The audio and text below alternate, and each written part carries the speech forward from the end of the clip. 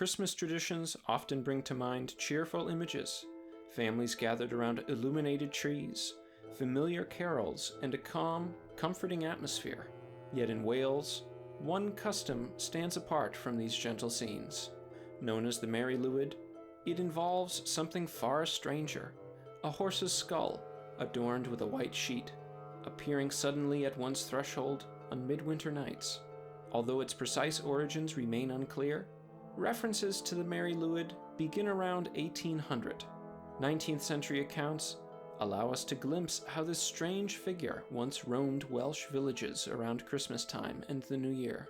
Although some claim the Mari Lwyd may have older, even ancient origins, verifiable documentation emerges only in the 19th century. By then, the custom had established itself as part of Welsh winter festivities, occurring between Christmas and the early days of January.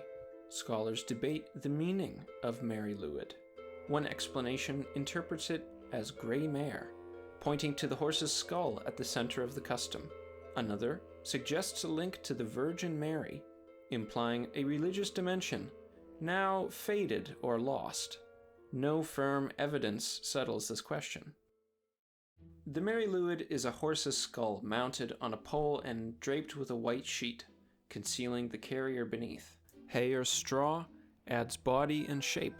Strings passed through the skull can open and close its jaws. In some communities, preparing the Mari Lwyd was a shared endeavor.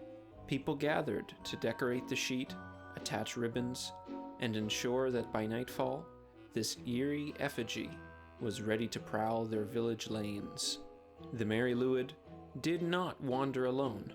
It moved with a small troupe, typically 4 to 7 men, each playing a part. Some wore ribbons, rosettes, or a broad sash. A leader, often well-dressed, carried a staff or whip, while another, sometimes called the Merry Man, provided music. Together they created a mobile folk performance. As dusk settled, the Mari Lwyd party began its rounds.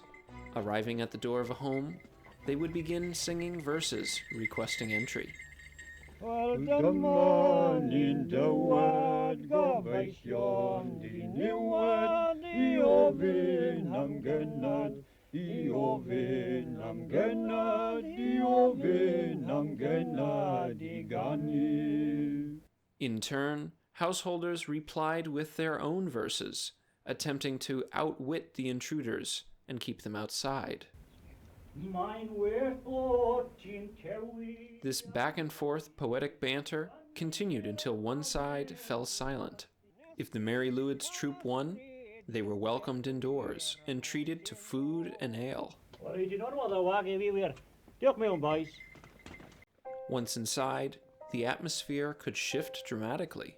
The Mari Lwyd's snapping jaws and sudden lunges startled children and amused adults. The leader pretended to restrain this bizarre figure, while the group sang and played music. The householder's usual order gave way to friendly pandemonium. After a time, the party moved on, leaving the residents both entertained and perhaps slightly unsettled. The deeper meanings of the Mari Lwyd remain elusive. Its nighttime procession and playful inversion of social norms may have carried layered implications, now impossible to fully unravel. Yet even without a comprehensive explanation or understanding, the custom thrived. Not every village practiced the Mari Lwyd in the same way. In some places, participants changed attire, or even the preparation of the horse's head. One account from Gwyr notes that the skull remained buried year-round, to be unearthed only at Christmas. The Mari Lwyd was not entirely isolated in the British Isles. Elsewhere, traditions like the Old Horse in northern England, Hoodening in Kent, and the Broad in the Cotswolds also featured animal figures and door-to-door singing during winter celebrations. Associating the Mari Lwyd with ancient forms of paganism is a popular notion, but the evidence does not support this narrative. While possible, such claims often stem from a desire to link unusual customs to a distant, mysterious past. Scholars like Howell, for example, have argued that labeling the Mari Lwyd as ancient is misleading. Its documented history begins only around 1800, and 19th century sources remain the most reliable foundation for our understanding. Eoworth Pete noted the temptation to see older rituals in its features, but these links lack substantive proof. Shrouded in uncertain origins and puzzling behavior, the Mari Lwyd does not need an ancient pedigree to remain compelling. In recent decades, the Mari Lwyd has undergone revival and reinvention. Modern performances may substitute cardboard skulls for real ones, rehearse verses in advance, or incorporate influences unheard of in the 19th century. They show how traditions can vanish, return, and change shape to remain meaningful in a different era. And as always, thank you for watching. I hope to see you next time. If you like this content and would like to see more, like and subscribe.